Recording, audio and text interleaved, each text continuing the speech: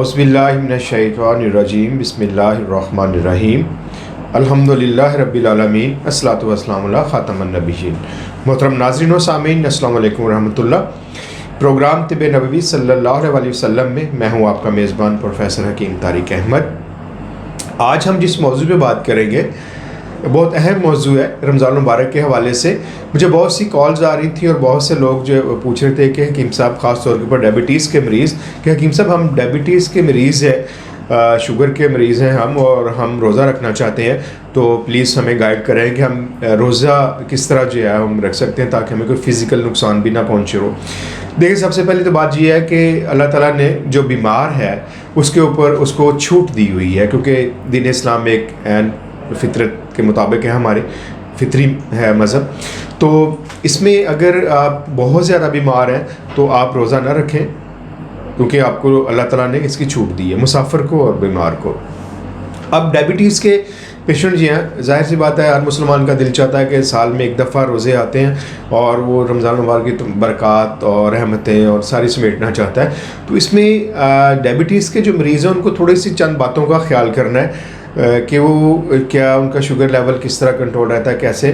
तो इसमें होता ही है कि अगर तो आपका शुगर लेवल आप उसको डाइट के ज़रिए, डाइट प्लान के ज़रिए कंट्रोल कर लेते हैं, पहला जो होता है मरला कि आपने अपने डाइट प्लान के ज़रिए अपना शुगर लेवल जो मेंटेन किया हुआ है, तो आप रोज़ा रख सकते हैं। दूसरे होते हैं वो लोग जो मेडिसिन लेते हैं, सुबह शाम टैबलेट का इस्तेमाल करते हैं, तो उनकी भी उम्मीद की वजह से कि वो भी रख सकते हैं। और उनका दूसरी बात ये है कि उनका ग्लूकोज लेवल, जो शुगर लेवल है, वो फ्लक्चुएट ना करता हो, कि कम और ज़्यादा हो। तीसरा ये होता है शुगर को कंट्रोल करने का कि कुछ लोग इंसुलिन लेते हैं, इंसुलिन का इस्तेमाल करते हैं। और चौथे स्टेप पे आ जाते हैं वो लोग जो इंसुलिन प्लस टैबलेट दोनों का इस्तेमाल करते हैं। तो ये इसमें आपको देखना ये है कि अगर आप इंसुलिन जो है वो उसके यूनिट आप ज़्यादा ले रहे हैं या दिन में 2 दफ़ा जो है आपको 3 दफ़ा लेना पड़ते हैं, तो फिर आपके लिए थोड़ा सा मुश्किल हो जाता है कि आप रोज़ा जो है वो रखें। क्योंकि होता है ऐसा है कि अगर खुदा ना खास्ता आपको हाइपोग्लाइसीमिया की प्रॉब्लम हो जाए, यानी शुगर लेवल आपका डाउन हो जाता है, तो वो ख़तरनाक हो सकता है। तो ऐसी सूरत में आपको रोज़ा नहीं रखना चाहिए। अगर तो आपने अपनी डाइट प्लान के ज़रिए अपनी डायबिटीज़ को कंट्रोल किया हुआ और सुबह शाम की टैबलेट के साथ आपने कंट्रोल किया है, तो फिर आप रोज़ा रख सकते हैं। लेकिन इससे हट के अगर आप इंसुलिन डिपेंडेंट है, इंसुलिन पे आ रहे हैं, तो फिर आपको जो है थोड़ी एहतियात करनी चाहिए, या फिर आप अपने करीबी मौलवी से किसी से मशवरा ज़रूर करें, उसके बगैर रोज़ा न रखें, क्योंकि ये ख़तरनाक हो सकता है। अल्लाह ताला ने जिस मामले में आपको जो है वो रिलीफ दिया हुआ है, आपको ज़रूर लेना चाहिए। देखें, गुनाह और सवाब क्या होता है, थोड़ा सा मैं ये भी बात कर दूँ। गुनाह क्या है कि अल्लाह ताला के अहकाम की नाफरमानी, और सवाब क्या है उसके अहकाम की फराबरदारी। अल्लाह जिससे रोकता है आप रुक जाएं, अल्लाह जो कहता है करें वो करें। तो ये है गुनाह और सवाब। अब अगर आप बीमार हैं, बहुत ज़्यादा बीमार हैं, आपकी जान को ख़तरा लाक हो सकता है, तो अल्लाह ने आपको कहा कि आप रोज़ा नहीं रखो बीमार को, तो आप नहीं रखें, एहतियात करें थोड़ा सा।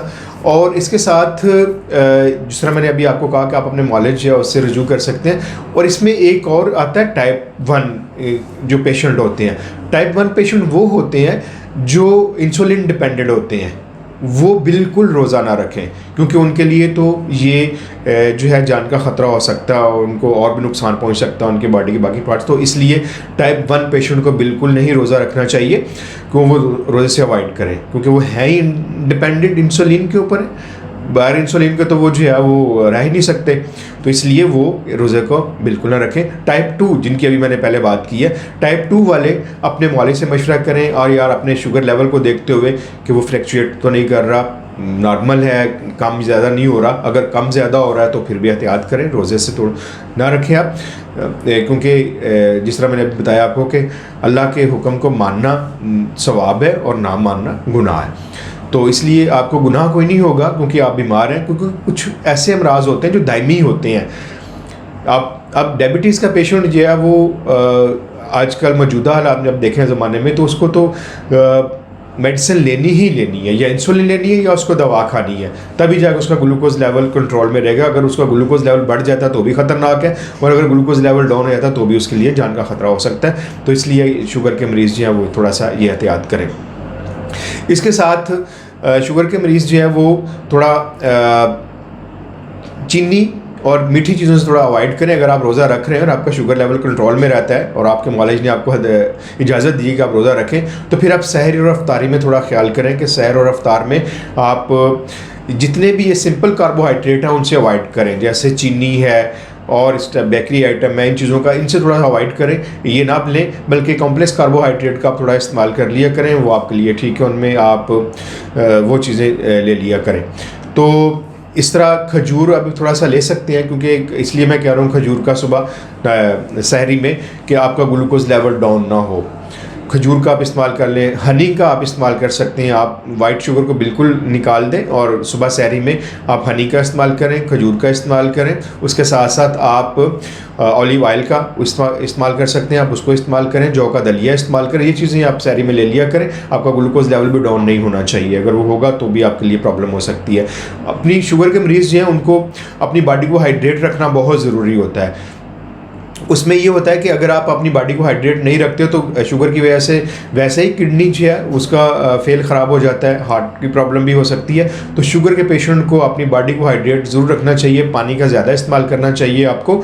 और एक बात मैं और बताता चलूँ कि सहरी में एक कॉन्सेप्ट ये भी है कि अगर हम चाय या कॉफ़ी का इस्तेमाल करते हैं तो उससे हम जो एनर्जेटिक रहते हैं, हमें ताकत मिलेगी और हम जो ऐसा नहीं होता, बल्कि चाय कॉफ़ी वगैरह जो है वो आपके गुर्दों के फेल को तेज़ कर देती है। आपने देखा होगा कि उससे ज़्यादा यूरिन पास होना शुरू हो जाता है। तो शुगर के मरीज़ों को या वैसे भी जो रोज़ा रख रहे हैं उन्हें भी चाय और कॉफ़ी का इस्तेमाल नहीं करना चाहिए सहरी में, क्योंकि अगर वो सहरी में इस्तेमाल करते हैं इस चीज़ का तो उससे उनको पेशाब ज़्यादा आएगा और इस तरह उन्हें डिहाइड्रेशन की शिकायत हो सकती है। तो जब आप डिहाइड्रेट हो जाएंगे तो आपके गुर्दों पे प्रेशर आएगा, आपका खून गाढ़ा हो जाएगा, आपके मसल्स में पेन शुरू हो जाएगा, स्टिफनेस आ जाएगी उसमें। तो इसलिए शुगर के मरीज़ों को पानी का बहुत ज़्यादा ख्याल रखना चाहिए, पानी भी इस्तेमाल करते रहें ताकि उनको ये प्रॉब्लम ना हो। बाकी मैं एक बहुत अच्छा तिब्ब नबवी का नुस्खा आपको बता देता हूँ, आप उसको इस्तेमाल करते हुए रोज़ा रख सकते हैं। जिस तरह मैंने पहले आपको बताया कि अगर आपका शुगर लेवल फ्लैक्चुएट नहीं करता तो नुस्खा आप नोट फरमा लीजिए, सुबह आप उसको सहर और इफ्तार में इस्तेमाल कर सकते हैं। बहुत अच्छा नुस्खा तिब्ब नबवी का, ये आपको एनर्जेटिक भी रखता है, नेचुरल चीज़ें हैं बिल्कुल, और आपको शुगर लेवल को भी कंट्रोल में रखता है, इसको बढ़ने नहीं देता, और वैसे भी आपको असाबी निज़ाम को भी ताकत पहुँचाता है। तो इसमें आपने करना क्या, गुड़मार बूटी ले लीजिए। अब आपने सहरी में इसको इस्तेमाल करना नुस्खे को, तो गुड़मार बूटी के आपने 21 पत्ते लेने हैं। 21 पत्ते लेके गुड़मार बूटी के उनको साफ़ करके आप 1 गिलास पानी में रात को भिगो दें। सुबह आप उस पानी के साथ वो छान लें और उसमें आपने 1 चुटकी कलौंजी ले लेनी है, 1 चुटकी मेथी दाना ले लेना है। इसके पानी और ये गुड़मार बूटी का पानी, इसके साथ आप सुबह सहरी कर लिया करें, तो मुझे उम्मीद है कि आपका शुगर लेवल कंट्रोल में रहेगा। क्योंकि कलौंजी के बारे में नबी करीम सल्लल्लाहु अलैहि वसल्लम फरमाते हैं कि स्याह दानों का अपने ऊपर लाजम कर लो कि इसमें सवाए मौत के शिफा है। और मेथी दाने का भी यही हुक्म है जो कुतुब में आ रहा है कि अगर मेरी उम्मत को पता चल जाए कि इसके क्या फ़ायदा, तो ये सोने के मोल या बिके।